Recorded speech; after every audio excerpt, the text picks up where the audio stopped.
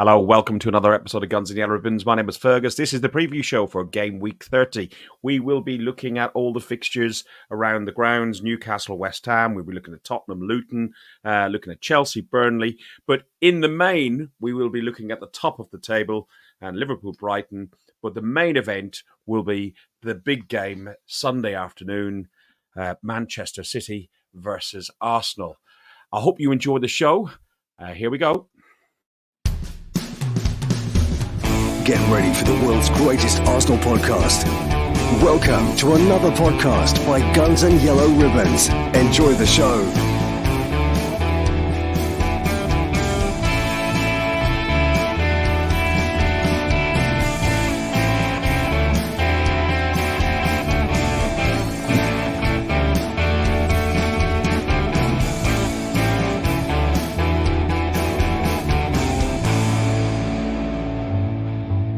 Right, let's just be clear here. Normal service has resumed. I'm back in the house, as they say. I'm back in control. Trevor, thank you very much for last week. You done a great job. I had to listen back, and I'd probably give you 6.5 out of 10. Do you know what? You need to watch yourself, son, because I'm giving you nothing out of 10 for that intro you've just done. 0 out of 10. It is not Man City v Arsenal on Sunday. It is Man City v the Arsenal on Sunday. Correct. Correct. Arsenal. Sort yourself out. I'm just reading what I've got down here, so yeah, don't start to me. I've not slept for the last 3 nights. My head's a shed. It's the most important game we've played in years. I'm 60-odd years old. I shouldn't still get nervous, but I am so nervous, so excited. Don't want to talk about anything else tonight apart from Man City Arsenal. Can talk all night about it.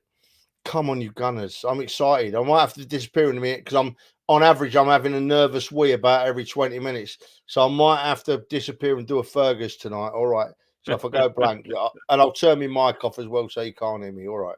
Yeah, okay. Yeah, that's good. Alex, we've done a lot of work on this one. We've got a bit of information, all the games that we're going to look through. And yeah, I'm back in Blighty, so it's 3 against 2 in the European side of things. How are you, Alex? I'm good. I'm buzzing because being back here means the Arsenal's back. So no more watching Denmark versus Faroe Islands on a cold Tuesday night. So yeah, I can't wait for the Arsenal to be back, and I'm in 2 minds about it because I'm really excited, but then I'm really nervous for the weekend's game. It's a massive game, but can't wait for football to be back, proper club football. Dan, so big that it's almost impossible for us to, 1, get my words out, but 2, get tickets. Unfortunately, I can't go up this weekend, but you still are available to go, but can't get a ticket to the game. Got it? Yeah, of course. Always got it if I can't now. Got the bug, and it's just one of those things. But still on the lookout. Don't give up. I'm still on here to annoy you, so all good. We'll still be here to do what we do and hopefully get one. But yeah, we'll see. Fergus, have you muted yourself? Fergus is on mute. You're on mute, mate. I didn't. Somebody else done it. On Saturday, there's 8 games. Oh, yeah, right. Can we bring back the other Fergus, please? The other one's a little bit better. So we got 8 games: Newcastle, West Ham, Bournemouth, Everton, Chelsea, Burnley, Nottingham Forest, Crystal Palace, Sheffield United, Fulham, Tottenham, Luton, Villa, Wolves, and Brentford, Man United. Of those games, Trevor, which ones of those games on Saturday, which couple of those games on Saturday stand out to you as games that you'd like, that you might watch? None of them. Don't care. Honestly, Ferg. Honestly, none of them. Don't care. I didn't even know who was playing each other until you just put that up there, mate. Me head's just been Arsenal, Man City, the Arsenal, Man City, the Arsenal, Man City all week. I can't get it out of my head. It's so important game.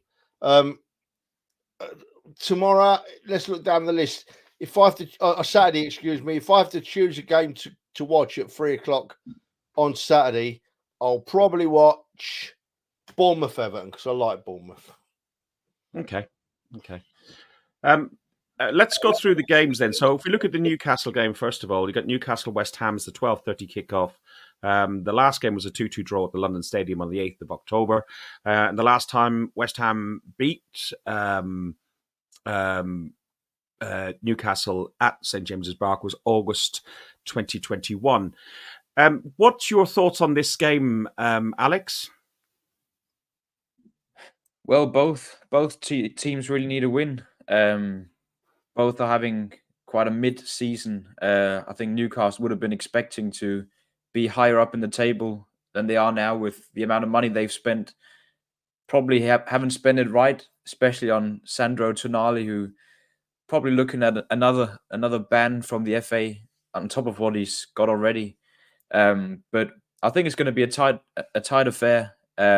West Ham, they've done well the last couple of games. They progressed in the Europa League as well, quite convincingly. Bowen's playing well. Kudus is playing well.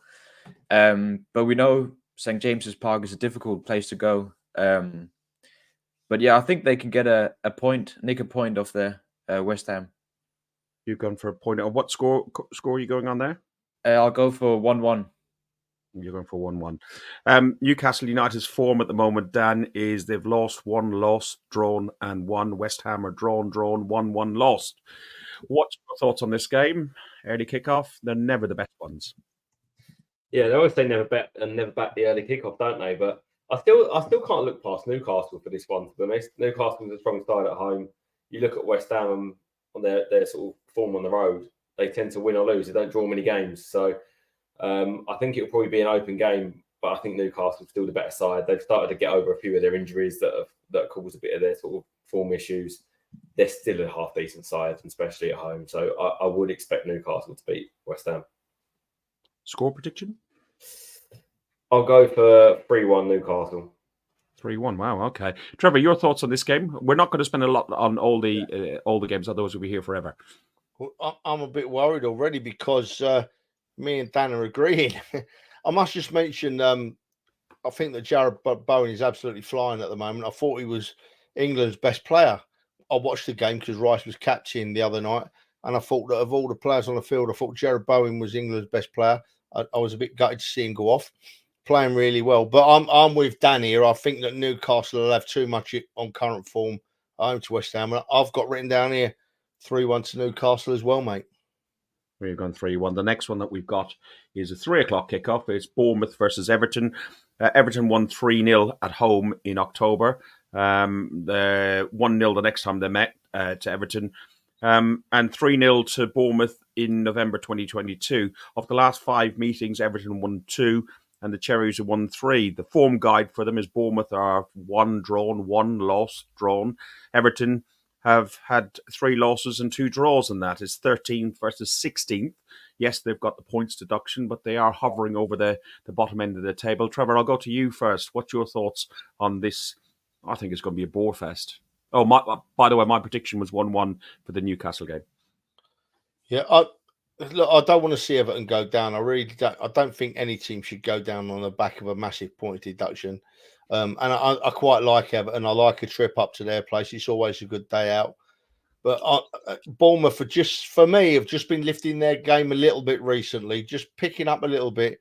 And I think Bournemouth will be a bit strong for Everton. And I've gone 2-1 to Bournemouth, Ferg. 2-1 to Bournemouth. Dan, come to me on this one. Yeah, see, I'm thinking Everton will nick this one, to be honest. I think Everton form this year away from home has been better than at home, which is a surprise because Goodson's normally a tough place to go to, but I think the pressure from the fans has got to them a little bit. But on the road, they are slightly better. I think the Forest deduction will pick them up as well a little bit. I just think Bournemouth at the minute is so hit and miss. They're a good side. They started well, but they've had a massive dip, and I think they're going to struggle to get out of that dip. I think they'll stay up, but I think they're riding off of their early season form. Okay, and your prediction? 2-1 Everton, I'm going to go for. I knew we couldn't agree for long, Dan. Yeah, not on everything. I'm going 2-0 for Bournemouth. I think their recent form, contrary to what you said, Dan, is much, much better than Everton's. And I think that point deduction is starting to weigh heavy on them. Alex, your thoughts on it? Yeah, I think I'm more with Trev on this one. They've had a bit of a dip, as Dan said, but they've bounced back in the last 3 games, and especially the game against Luton where they came back from 3-0 down was a crazy game. And Sri Lanka, he's on 15 goals now this season, so I think it'll be a bit too much for Everton, who haven't won in the last 5 games. So I think Bournemouth will win 2-1. You've gone 2-1 home. Okay, the next game that we got on there is Chelsea versus Burnley. Palmer and Chilwell should be available. Burnley have the last point they got against Chelsea was in 2021, and that was a 1-1 draw at Stamford Bridge. Both teams are not in great form, but they've won their last game. Newcastle 3-2 for Chelsea and Brentford 2-1 for Burnley. Both home games. Their forms are Chelsea 1 draw, 1 loss. Burnley 1 drawn, lost. 11th versus 19th. Burnley are sure for the drop. My prediction is 3-1. Alex, I'll go to you. Dan, I'll go to you first on this one. Yeah, I can't really look past Chelsea, unfortunately. And it's not because they're any good. It's just because I think Burnley are that bad. You normally expect those sort of sides around this time of the year to be picking up. And I know they nicked a win, but they did it against 10 men in the end, didn't they, against Brentford? They were, I think, 2 up in the game before that they chucked away a lead as well. They don't look Premier League quality for me. And even a side like Chelsea, I think, will turn them over. So I'm going to go for 3-1. Chelsea. 3-1 to Chelsea. Trevor, I do like what Company's trying to do. He's trying to make him play football, but it is definitely men against boys for Burnley in the league. What's your views on this game and how Burnley are? Yeah, I actually like Company. He's gone into a really difficult job at Burnley. I don't think they're good enough to stay in the league this season. And Chelsea, I think, although they're being hit and miss this season, we've got to remember they have got some quality. They've just not used that quality sensibly, have they? I mean, for me, Cole Palmer is probably right up there amongst the best young players of the season. And he's not had a lot around him, but I can't see Burnley going anywhere near getting anything out of this game. I've actually got this to be a bit of a goal fest for Chelsea. I've got this to be 4-0 to Chelsea, Ferg. Wow. Okay. Alex, they do leak a lot of goals as well, do Burnley. Trafford, as a keeper, is very slight, very young. He's not a very tall keeper either. How do you see this going? Yeah, I agree with the boys. I think they'll struggle, Burnley, as they've done in every other game they've played this season. I think they'll get a goal, though. Chelsea's defense has been quite leaky the last couple of games. I think they've conceded 8 goals in the last 4 games. So I think they'll get a goal, but I think Chelsea will have too much quality, and especially with Cole Palmer, as Trev said, he's had 19 goal involvements this season.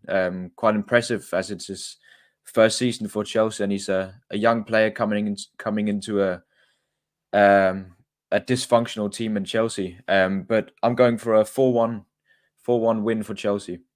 Penalty merchant. It does look like a lot of goals going in at Stamford Bridge. I've gone 3-1, Dan 3-1, 4-1 and 4-0. Next game that we've got is Nottingham Forest versus Crystal Palace. It's going to be a strange old day up there after the passing of Larry Lloyd today. He was a double European Cup winner. And the atmosphere, which is normally quite loud there anyway, I expect, Trevor, will be very, very loud. Forest have won 3 of the last 7 games that they've played against each other. 4 of them have been draws. The last win for Forest was November the 2nd. And for Palace, it was Forest 2, Palace 1. And the previous to that was in 1995 away at Selhurst Park, and that was a 2-1 as well for Forest. Form guide for Forest is drawn, lost, 1. Crystal Palace has drawn, lost, 1, drawn, lost, 18th versus 14th. But Forest have had 4 points taken off them. Trevor. Yeah, do you know, firstly, you've shocked me a little bit there, Fergus. I've not seen any of the news today. I had no idea Larry Lloyd had passed away. Fine player for Nottingham Forest he was. Very decent player indeed, and my thoughts go out to Forest fans and his family. As for the game itself, Ferg, I can't make head nor tail of Palace this season. I listened to Roy Hodgson before he left there, and he said it a few times. We're not going to win the league, but these players at Palace are too good to go down, you know. But then I've looked at some of the performances and I thought, wow, this is dire. They're really not doing it, Palace. And I honestly think that Forest will have enough to beat Palace on Saturday. I've gone 2-0 to Forest, mate. I have. You've gone 2-0 to Forest. Alex, your thoughts? I think for me, it's got a draw written all over it. I think Oliver Glasner, their new manager, Palace, he's done pretty well coming in the last couple of games. Forest haven't won the last 5 games, but it's a good opportunity for them to bounce back. I just don't think they'll get all 3 points against Palace. They've been pretty good defensively, Palace. I think it'll be a 1-1 draw. I'm going 1-1. Okay, I did think that. Personally, I think it's going to be 2-1 because it's going to repeat of itself. Dan, your thoughts? I mean, this hasn't been a really high-scoring game the last few times they've played. I think there's been a 0-0, a 1-0, a 1-0, and a 1-1. So, and you've got a team like Forest, I think, scored 1 goal in 4 games. Palace very rarely score more than 1 goal as well. Honestly, I feel like the deduction might give Forest a lift, and it might be like a 1-0 Forest, but I think most likely I'll probably go for a 1-1 draw. I'm not quite sure that Forest have got enough to beat Palace at the minute. I think they've looked better since they've changed manager. I think they might even struggle to get that 1 goal, but yeah, I can't really tell them apart. So I'm going to go for a draw and 1-1. Alex, quick question on this one. As you're in Europe and not in the UK, you can see the 3 o'clock kickoffs. Will the Forest Palace game be on your list of ones that you might tune into? Oh, probably not. I'm not sure. No. It could be a bit of a ball fest, low scoring game. Might choose one. It's 4-4 now. We've said that, isn't it? Really, it's definitely going to be. Yeah, probably. It's just bound to be. Yeah. Next up is Sheffield United versus Fulham. They've met each other 5 times. Fulham have won 5. Sheffield once they've had a draw. All home wins for everybody. Fulham drew last in October 2020 when it was 1-1. And previous to that, they lost 2-0. The form guide for Sheffield is drawn, lost, 1. Fulham won, especially against Spurs, was brilliant. Lost 1-1 and lost is 20th. Sheffield definitely doomed to go down versus quite a good Fulham, especially when they've got Paulinho in the midfield. I'm going for 3-0 away win to Fulham. Dan, I'll go to you first.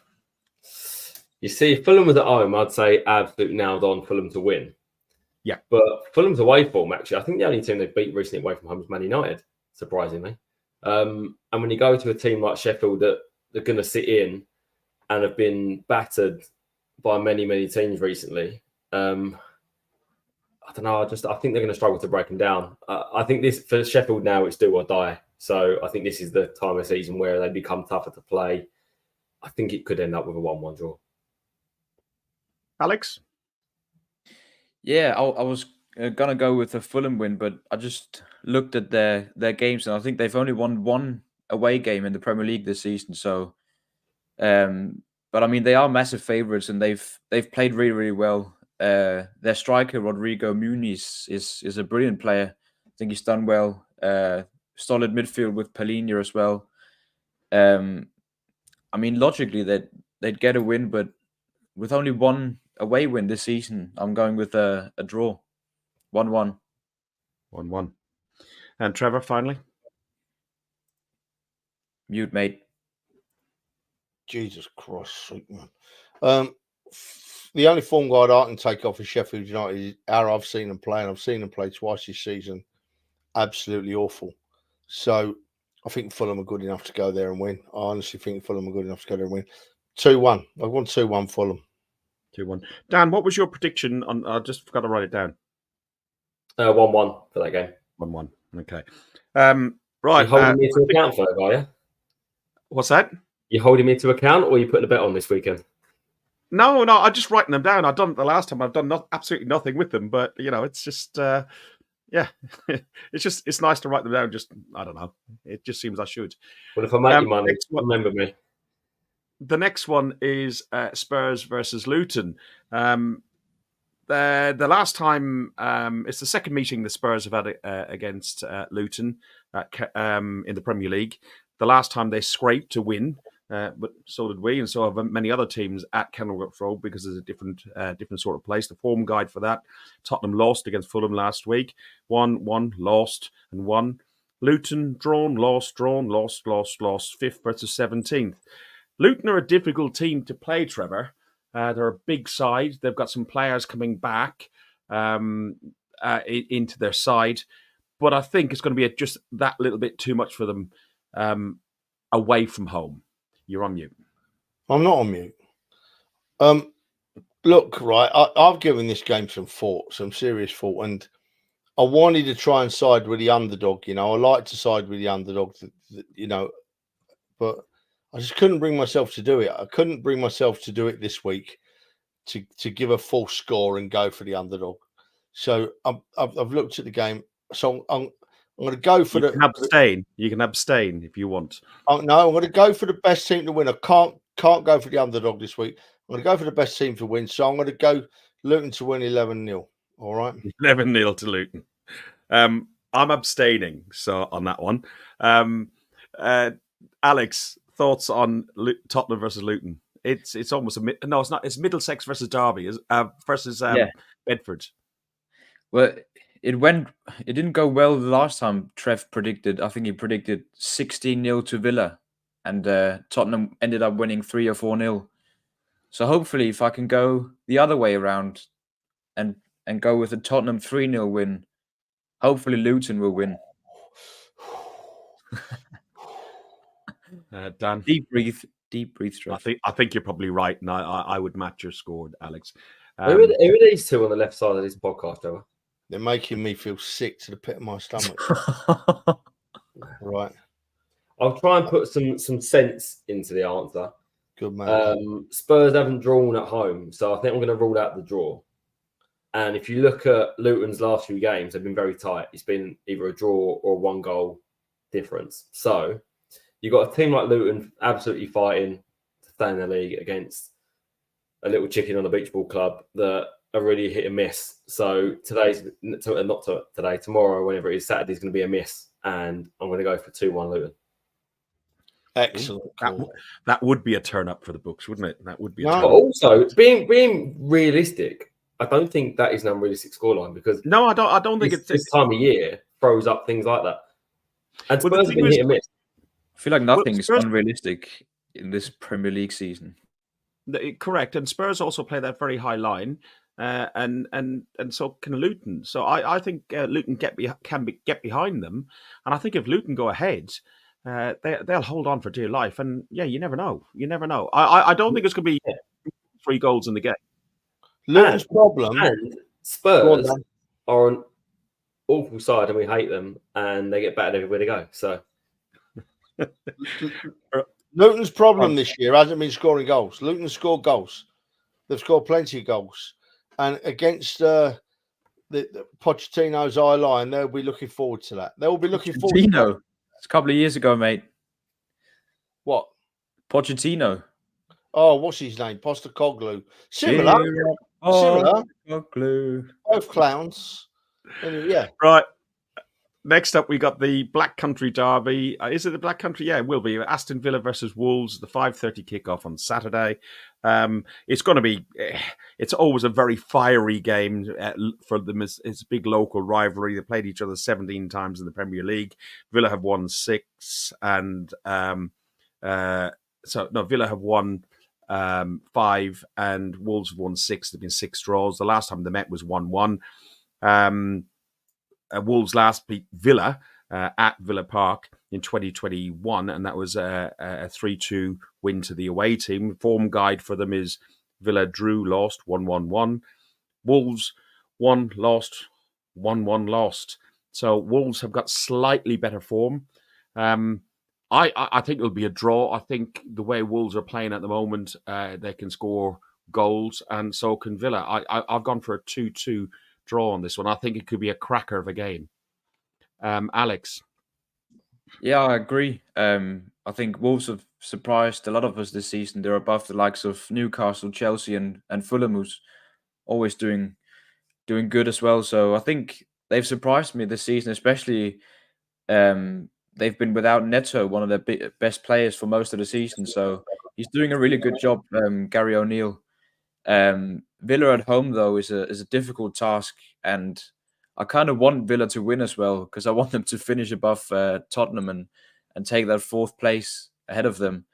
And I think they had a tight schedule before the break, but I think after the break, they've had time now. I think Villa will win 3-1 against Wolves. 3-1 to the home team. Trevor? Yeah, well, I'm looking at this game in with a slightly different perspective in that we play Villa and Wolves in the coming weeks. You know, in the not too distant future, we've got games against both of those teams. And Villa Wolves, Black Country derbies, as you call them, are normally real spicy affairs. And I just hope they kick each other off the park. I really do. There are fouls and sending offs and bookings everywhere.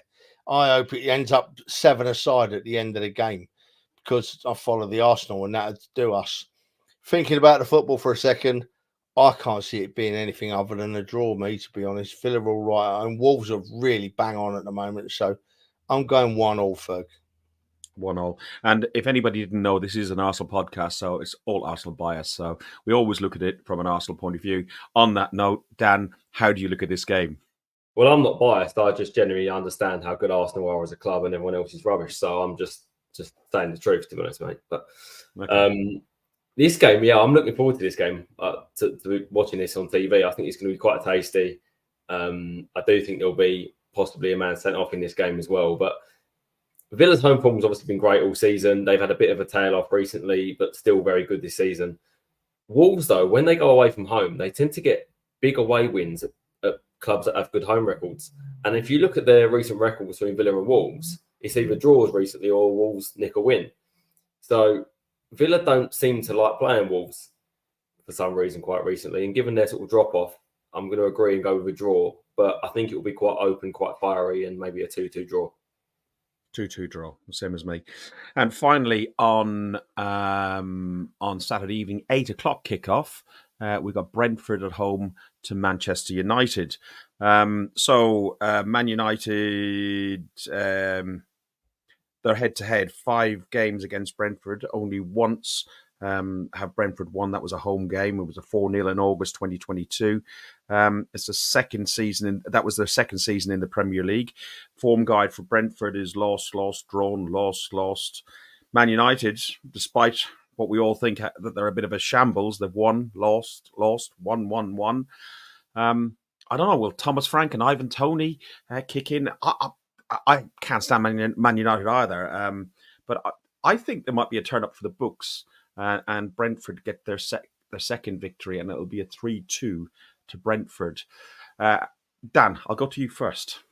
Oh, this hurts to say this, but I genuinely think Man United is going to turn over Brentford, to be honest with you.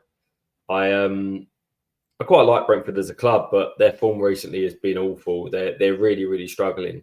And United, just however awful they look, they somehow dig something out quite often. And I think they could genuinely push for the top 4 or 5 this season still.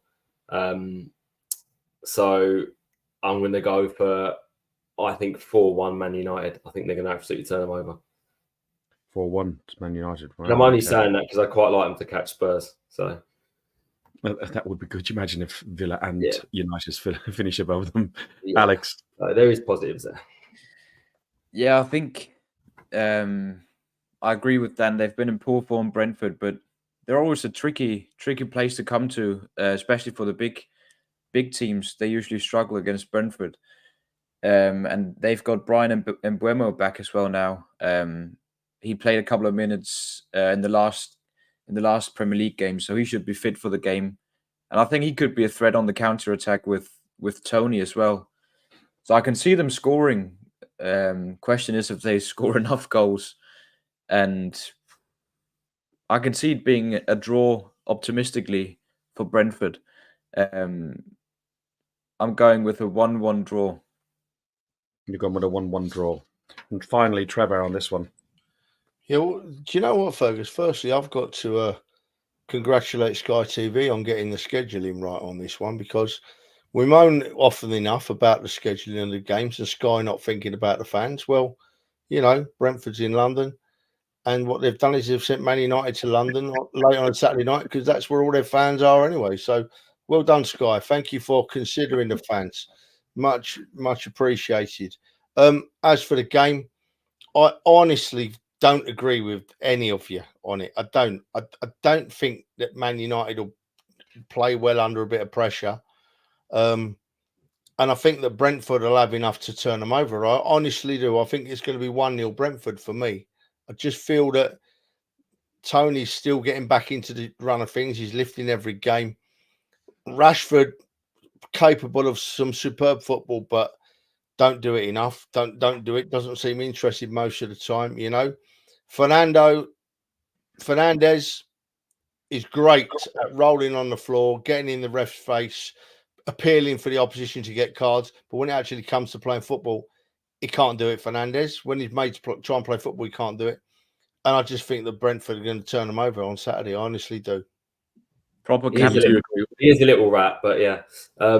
Just an interesting stat on Brentford, right? Conceded at least 2 goals in 5 of the last 6 games. Twice in that period, 4 goals. One team they conceded only 1 goal to, Man City. The only team. The one I'd probably be a bit surprised to see. Weird.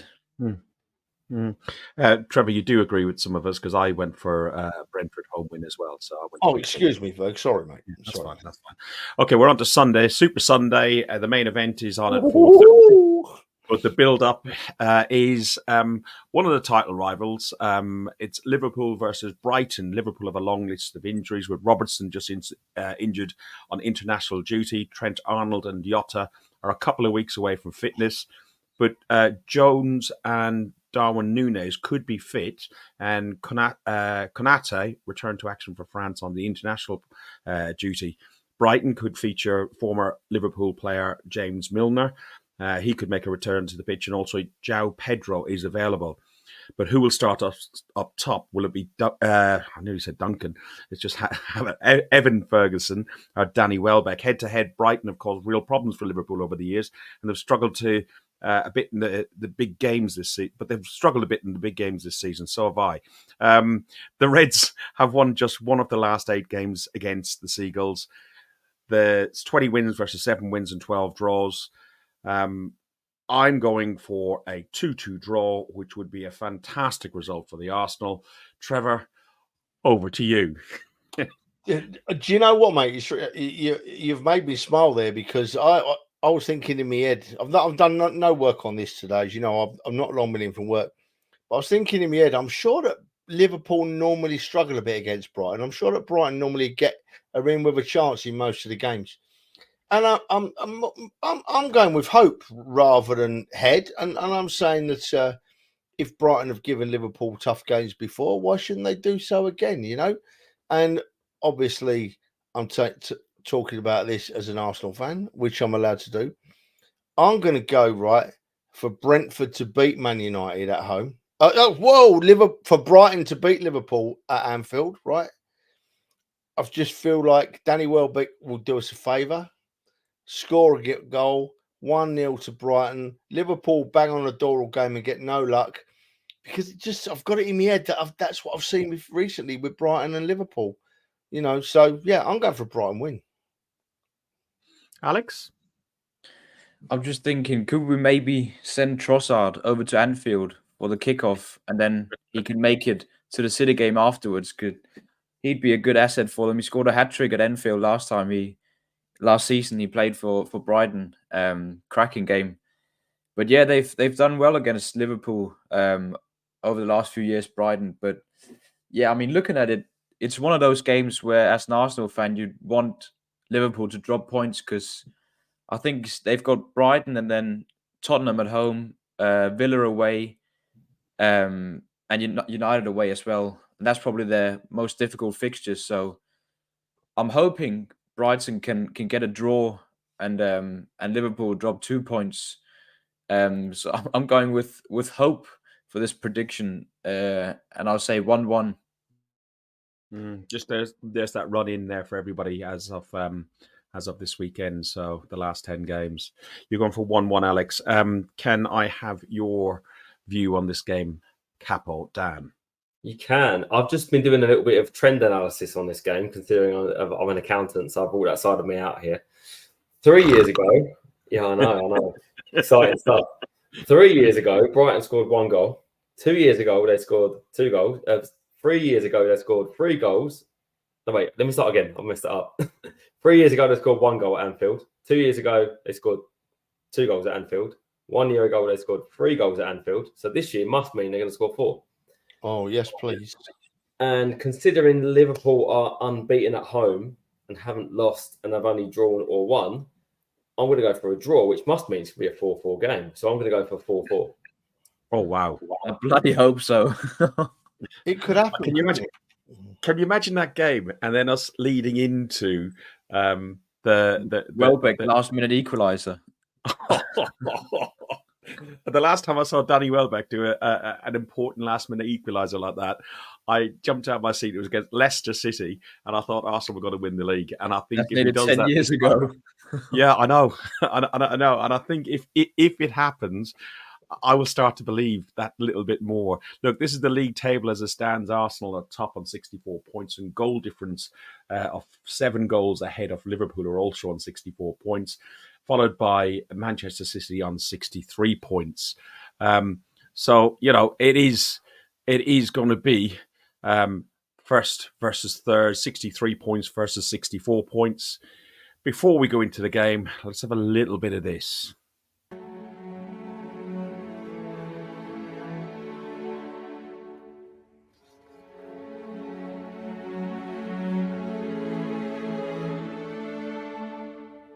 I really believe in what Mikel's building here, what the squad is building, and I'm really now looking forward to the future with Arsenal. I've come here really hungry to have more success and to spend my best years at this great club. I think we can achieve everything.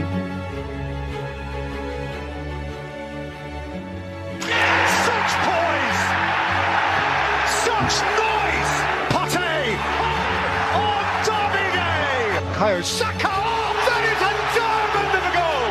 Jorginho! Oh, it's got in! Martinelli! Extraordinary! Pulls it across to Odegaard!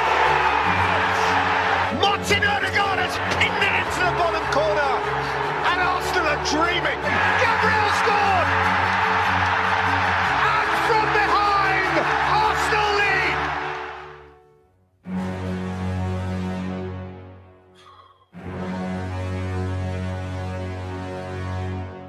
Cleared only as far as Nelson has to get his shot right. Oh, that is unbelievable! A crowd of Gunners euphoria! Truly you wonder just how much that means.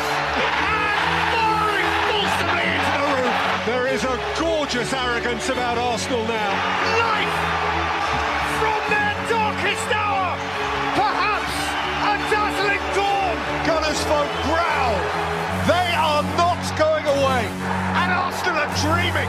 They are dreaming big. We are not going away.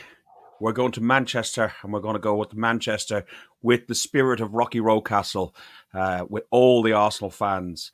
Trevor, that's from last year, a bit of a compilation. I'm gone a little bit goosebumpy watching it all. We got to go there. Look, I've got some stuff written down and some facts and stuff, but we could probably freestyle this a little bit. I'm getting nervous now already just looking at that. Well, mate, I'm struggling to keep it together. I honestly am. The Arsenal Football Club means so much to me and all of us, right? And this is 20 years now we've been waiting for this opportunity. We had a sniff when Leicester won it. We had a sniff last year. But we're overdue this run. I'm so excited about going there. There's no dread. I have absolutely no dread, right? I've no fear. I'm so excited about going there and watching our great team play football against Manchester City. I've got it in my head that we've played them twice this season and they've only scored 1 goal against us in 2 games, right? We've scored 2 goals against them in 2 games, yeah? But I also know, looking at the other things, looking at Haaland hasn't had a look in either of them 2 games this season. I don't think he had a shot on target in either of them, And we've got Saliba still in the side. And I'm just thinking, if we nullify Haaland, we continue to do that, then they've got to look elsewhere to score their goals, City. And yeah, they can score goals from anywhere, but we can defend from anywhere. We've got the best defense in the league, and they haven't got the best attack on goal scored. So everything in me, I'm trying to make it make sense in my head, because I know that I'm falling apart with it all. And now I'm waffling because I can't pull words out like I normally can for this game. That's how important it is to me, That's how important it is to me. I just feel that we're going to go and get a result. No draw. A draw wouldn't be bad, by the way, but no draw. I'm going to be as emotional as hell on Sunday. I'm gutted I won't have any of you 3 there, because you 3 keep me together. You're about the only 3 that can, And yeah, so that's it. I'm going to have to sharp Ferg. We're going to win. We're going to win 2-0. We're not going to give a goal away. We're going to win 2-0. I'm going to be drunk until Tuesday. And it's going to put us in a great place to win the league. But one caveat I have to add to that, in a generalisation of everything that's going up at the top of the league, there's many twists and turns to come yet in this season. This weekend isn't defining. It gives us a massive guideline. It gives us a massive pointer, but it isn't necessarily defining this weekend. There's lots of twists and turns to come. But to shut up, Ferg, I'm going to go 2-0 for the Arsenal, mate. Okay, we will talk a little bit more about the game, but things to talk about on the game is the injuries. We've got Man City. There's question marks over Kyle Walker, Kevin De Bruyne, Emerson, Akanji, and John Stones. While Arsenal await fitness on Martinelli for a foot, Gabby and Saka, who miss international duties. But I think they'll be good. And then we've got the situation where we've got Kivior, Zinni, Tommy, all fighting for the left-back position. We've got Jorginho, Partey, who plays the number 6 role. Then in the midfield, we got Rice, Trossard, Odegaard. Do we play Jesus off the bench? Do we start Havertz? Loads and loads of questions. Dan, coming to you first of all, and with it being Rocky Day as well, I think that's going to add a bit of extra that to it. I mean, I think it will add extra, not that it needs it. And I think we go there in a completely different place than we've ever gone there before. And I think this is genuinely the first time I think we can say for many, many years we go there with not just hope, but some level of expectation as well, that we can actually go there and get a very, very good result. And by a good result, I don't mean clinging on to a draw. We can go there and win, and not just win, but win by being the better side, because I think genuinely this year, we are the better side of the two over the course of the season so far. And look, it's not the be all and end all. I think some people are overhyping it as the decider. I don't think it is a decider. And I think on all 3 results, whatever happens, it isn't going to be the only thing that matters for the rest of this season. We can go there and win. It doesn't mean we win the league. We can go there and draw. It won't mean we win the league. We can go there and lose. Doesn't mean we're out of the league. So I think a little bit of context as well. And I think that will help the players, that we also go there in a different position to last year. Last year, we'd sort of fell away with a bit of form. We'd lost a few players. Confidence was down. We went there needing to win to have any chance of staying in the race. We're not in that position this year. So we can play with a bit more calmness. We can play with our own game. And we've got, hopefully, fingers crossed, our best 11 available, which means we can go there and show what we are as a club. Things like form go completely out the window for this game, because we're not the same side that's had that form in recent seasons. You look at the team in 2021 that lost 5-0. Compared to starting lineups, it's a different team, different club, different fan base. Everything is completely different to that time. So we're going on recent form. The last 2 games, we have beaten them both, if you want to count the penalties one as well. They, I think, are probably more nervous playing us at this point than they have ever been in recent seasons playing our team. And it shows with the level of, I think, mind games that they've tried to play Man City with the injuries. And honestly, I genuinely believe it's nothing more than mind games. I think they're scared a little bit. And I don't think there's many teams that they're scared of, but I think we are one of them now. Alex, the last time we beat Man City was in 2015. The most common result in this game is a 1-0 generally to Man City. The last four times have ended in that result in the league. No, 4 matches have ended, not the last one, because the last one we lost. We don't have the situation where we've got Rob Holding and a not fully fit Party in the team. Where are you on this game, and how are you feeling about it? I'm nervous, but I'm also more hopeful than I was last year. I think for me the biggest thing that's changed is obviously we have our best players available, which we didn't have last year. We're probably in better form, but I think for me the biggest thing is we've overcome sort of this mental hurdle we've had with winning against Manchester City. We've beat them twice already this season. So I think for me that's a sign showing that the players, they believe, they're confident they can beat Manchester City, which I haven't really felt that with the players before in the last many seasons. So I think the players believe, and I think the fans believe as well, that we can go and get a result. And I agree with them with that not being clinging on to a draw. I really think we can go there and get a result. And yeah, the lineup is a tricky one because we've got a lot of players coming back from injury, but I can imagine Arteta probably wants to go with a lineup close to what we finished on before we went on the break. So I think a lot of the players coming back will probably have to wait a little bit before he'll integrate them into the starting 11. But for me, we have to start with Havertz up top. No question for me. We have to start with Jorginho probably as well, with Odegaard and Rice in the midfield.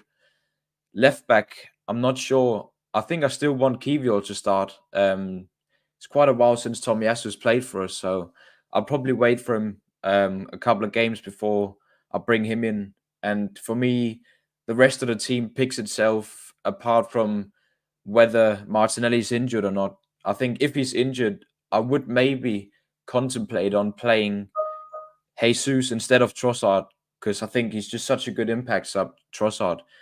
And I think Jesus has got that sort of X factor that you need in those big games. But I mean, on the other hand, Trossard's scored some big goals in big moments against Porto and Liverpool. Do you not find that Trossard is a better impact player in the sense of coming on as a Yeah. sub? And did you say play Jesus because if Martinelli wasn't fit? Is that what you said? Yeah, that's just if he's injured. I'd play Martinelli 100% if he's ready. It's just in the case that if he's injured, I'd probably play Jesus and have Trossard come off the bench. Yeah, Trev, come in. Come off mute then if you want to come in. You asked to come in and then go on mute. Doing me, Eddie. I've just been listening to Alex there, and I agree with 99% of it.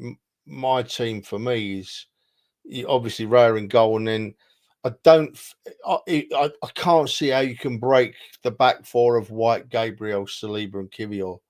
It's just been purring. It fits together so well, the jigsaw.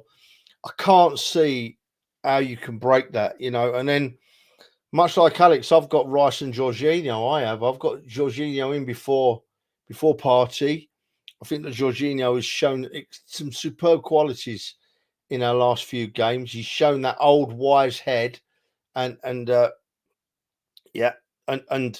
I want him in, and obviously Rice is the greatest signing of the season. I was talking to someone the other night. Oh, we were talking last Monday when we were on. The most astonishing thing for me is Rice seems to know where the ball's going about 3 seconds before it goes there. He reads the game so well. And then the front four for me is Odegaard, Saka, Martinelli, and someone that gets more important by game is Havertz. Havertz has put, for me, Havertz has put a completely different perspective on the Arsenal front line. As his confidence has grown, I found he's getting into positions on the field where he gets much better chances to impact the game. You know, I just feel that in his early days, his confidence wasn't there, and he might have been just holding back a bit and not making them runs or not getting into them positions where that's all changed now. That's all gone. He's really getting into some goal scoring positions. And if everyone's fit, you know, and we play that team, that leaves us with Partey, Ramsdale, Trossard, Tomiyasu, Zinchenko, Jesus, Smith Rowe, Nelson, and someone I might have forgotten on the bench. And the bench looks, whoa, the bench is frighteningly strong. Timber's probably close to being on the bench as well. Absolutely, yeah. So I'm excited. Dan, the question that's put in the chat here, I think it's James. Rice 8 or 6. I know what I think. Go what you think, and if you're going with what I think, who'd you put in 6? The answer for me is both. He switches during the game, and when we've got the ball, he presses up as an 8, and Jorginho slots in because he's better on the ball. It's nothing against Rice, but Jorginho, when he drops into those positions, he's much better on the ball at breaking lines. But then without the ball, the thing that always worries me with Jorginho is his legs, and for him to be up and down the pitch as an 8 for 90 minutes against a team like City is going to be difficult. So Rice has to be the guy that has the legs and covers the pitch. So you'll see them switch. The only thing for me in terms of a lineup, as I said, with legs for Jorginho, I've always been a bit worried, but I think he's put that to bed in the last couple of months. I think he's genuinely been outstanding for Arsenal and he's a key player. I do think a fit Partey that's got match fitness walks into the team for this sort of game, but I think he hasn't got the match fitness. And for me, it would be a huge risk to drop him into this game. So has to be Jorginho, Rice, and Odegaard as a 3. The back 5 picks itself, honestly, best away record in the league, only 11 goals conceded.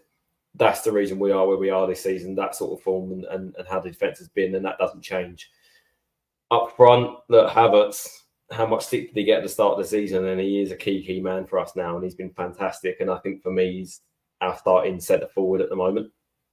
Saka picks himself, he's never going to drop out. And then it's just praying that Martinelli starts, because Martinelli and Saka on each wing, attacking the space in behind for City, is where we're gonna win the game. If Martinelli's not fit, I don't think I start Trossard. I think I agree with Alex. I think Jesus has to start, and it's because we have to get in behind that space where it is on sort of on the byline. I don't think Trossard's that man. Trossard's a man for control, and don't get me wrong, he's more clinical than Martinelli this season. But yeah, I feel like Trossard isn't a good fit for starting this game. No, I wouldn't have him starting the game. I said that the lineup should be virtually the same as the Porto lineup and all the other lineups, with swapping Martinelli in for Trossard, or if I'm not sure of Jesus in for Trossard if Martinelli's not available. I don't know.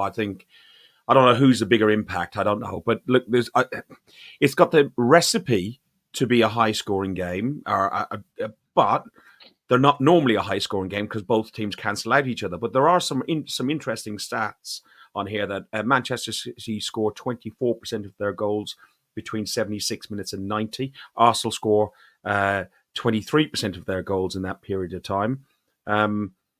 Arsenal haven't lost any of the last 40. Man City haven't lost any of the last 40 home matches. Arsenal on an 8-game Premier League winning, 8-game winning streak. Arsenal haven't scored in 2 of their last 14 away matches in the Premier League, and we've scored bundles of goals recently. We were talking about no goals around Christmas, and then Christmas came and the floodgates opened. We were talking about we needed a striker. Trevor, you said 2-0 Arsenal, but where do you see those battles? Where Haaland, I think Saliba and Gabriel, if they're fit, Haaland in Saliba's pocket. I think that's done. But how do we get Odegaard in and behind them? Look, right, Dan just alluded to it just now. And we need high energy levels. We need to be running around the field for 90 minutes. And we've got the two best players that are doing that in Odegaard will run all day. Odegaard will hassle and harry. When we're on the press, Odegaard is like having two players on the press. He's that quick and he moves that sharp. And along with Rice reading the game so well, and if we play Jorginho sitting in, I'd like to see Jorginho sitting in just behind Rice, but Dan's exactly right. It's lovely when you see him interchange. I've no concerns there, right? I'm hoping Haaland and Pep, I have no doubt, will have sat down this week and said, look, you've not had much joy against the Arsenal in the last couple of games, Erling. What are you going to do? So I'm expecting some surprises from Haaland. Whether he gets a bit wider or drops a bit deeper, I don't know. But I'm expecting him to change his game a little. But then you look at where the Man City normally pressure us. They normally break wide. They love to get the ball out wide.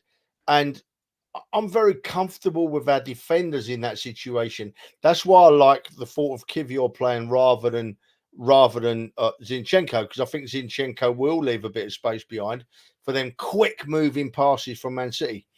So if I look honestly, looking at it logically, Ferg, I don't worry about anywhere on the Arsenal's defensive or midfield play and attack. I do not worry about it. I know that if they all play how they can, the best of their ability, if every Arsenal player on the field is out there and wanting to win, then we can easily win. I mean, easy win. If we play to our best, we will be better. We'll be better than Manchester City. Just before I shut up, I love what we're saying about Jesus, boys. I don't mind Jesus coming back in, but I don't want him through the middle. I don't want him playing in the middle at the expense of Havertz. I think that's key for me, really key as well. But as we all know, Arteta always has a surprise or two up his sleeve for all of us, doesn't he? So who knows what he's going to be thinking. But to recap, Ferg, for 2 seconds, looking at the whole of the Arsenal 11 that I think are going to be on the side, not one of them worries or concerns me. Not one. Alex, do we need to come out of the traps really strong?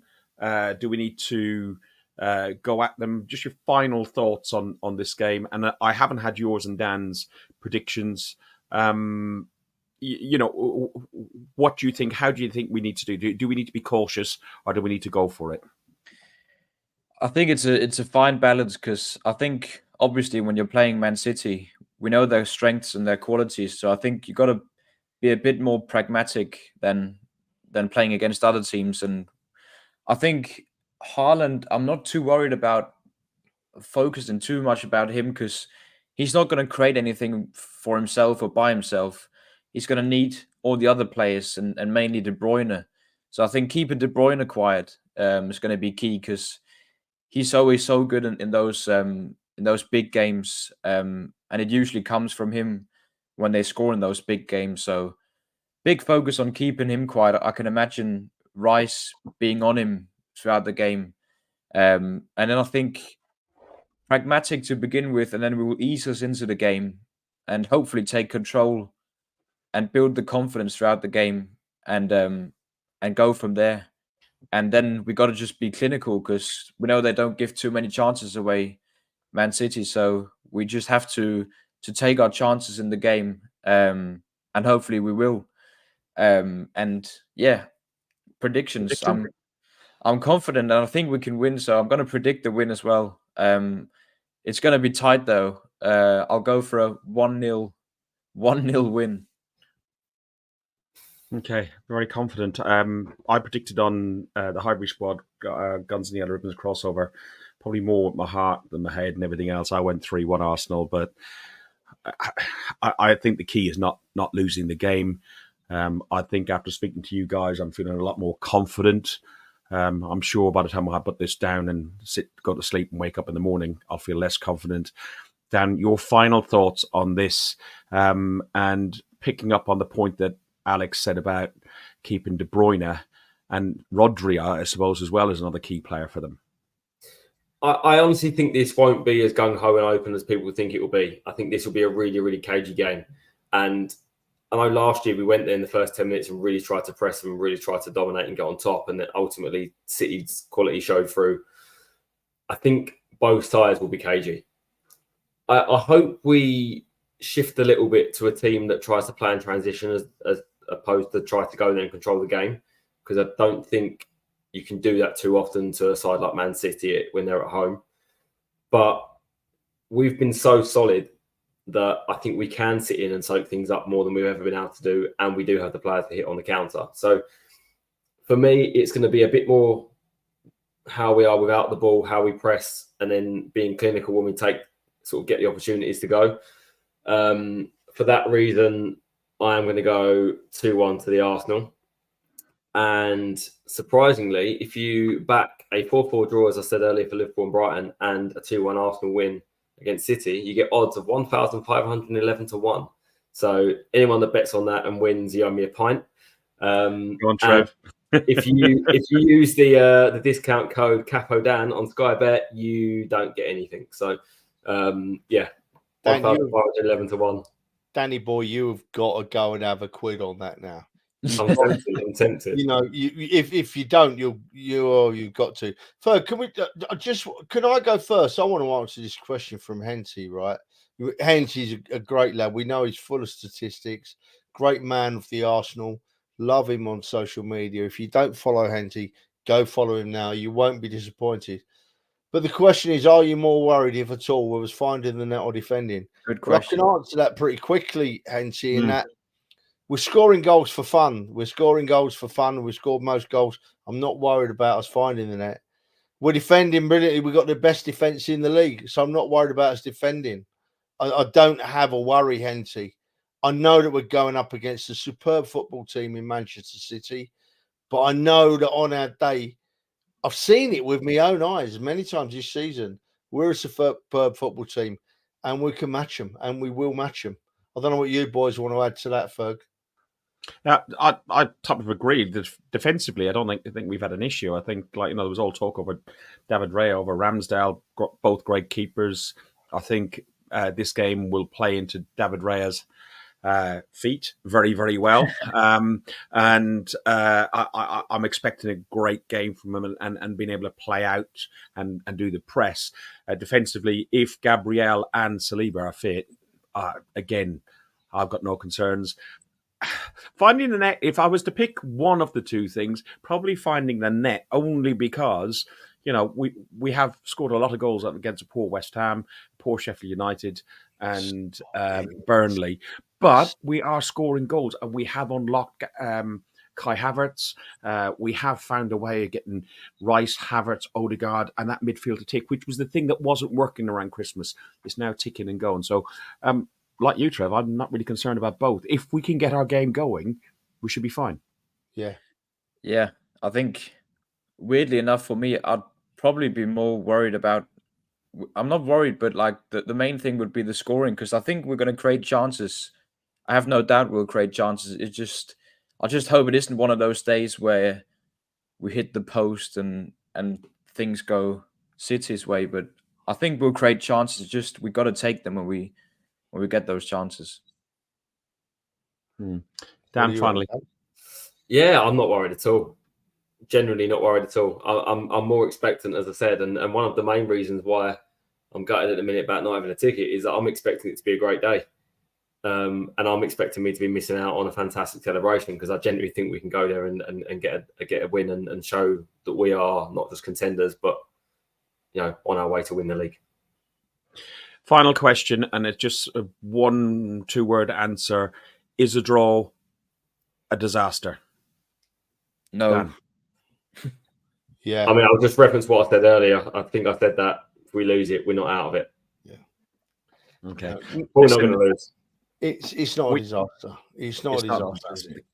The key is to keep in the race and keep in the game. We have got 230 people watching us across all different platforms. We'd love, if you like what we do, this is a thing that I don't know how much we're going to be able to do this Thursday night one with all the games coming up, because we've got games every 2 every two or 3 days over the next couple of months, right up to the end of the season. But we definitely will be doing Monday nights at 7:00. Go over here onto our YouTube channel. Click on the like and subscribe. We'd love you to go over there and subscribe with us. Guys, it's been an absolute blast. Wait, Ferg. You always forget to say it, right? We love everybody to subscribe.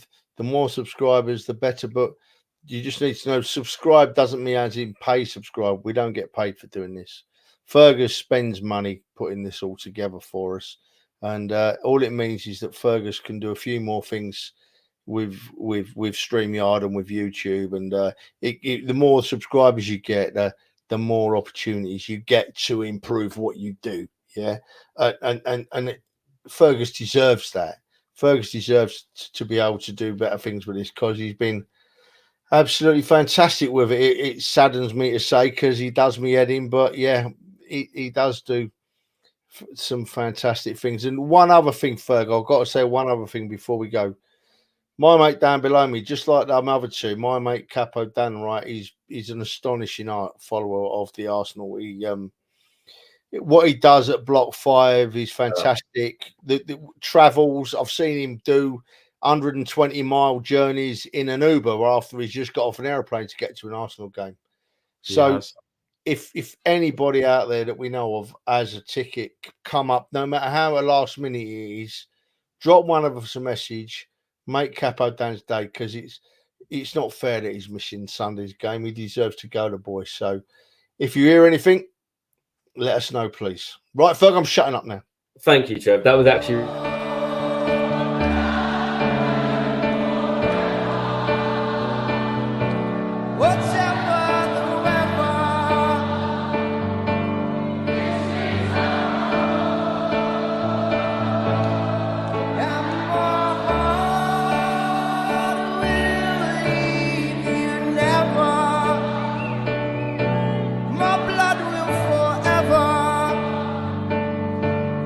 Run through the snow.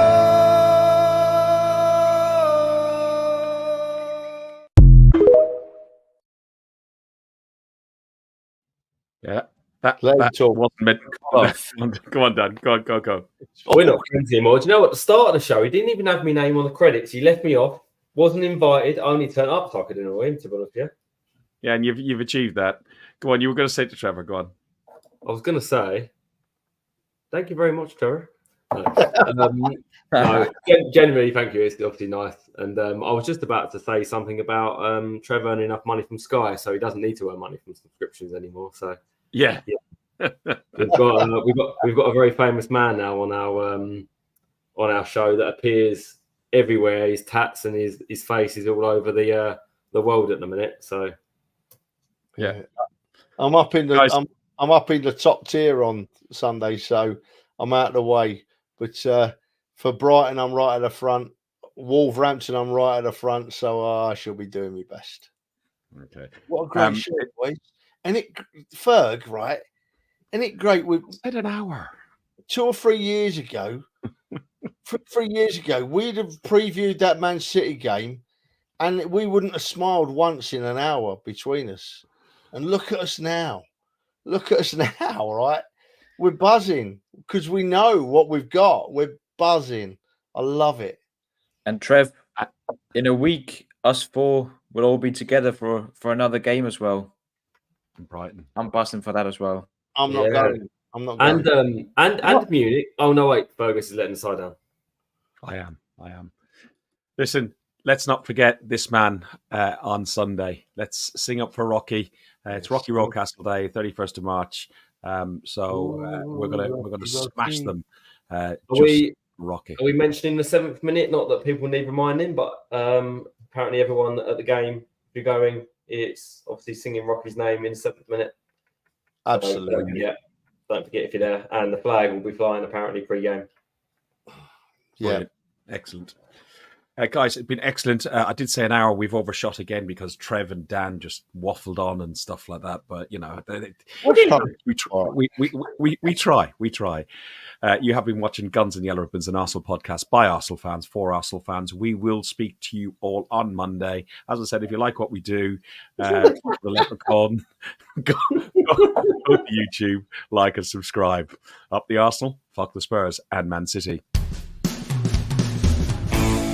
Thanks for listening to Guns and Yellow Ribbons, an Arsenal podcast by Arsenal fans for Arsenal fans. Follow us on Facebook at Guns and Yellow Ribbons or Twitter at Guns and Ribbons. And remember to rate and review us too. Up the Arsenal.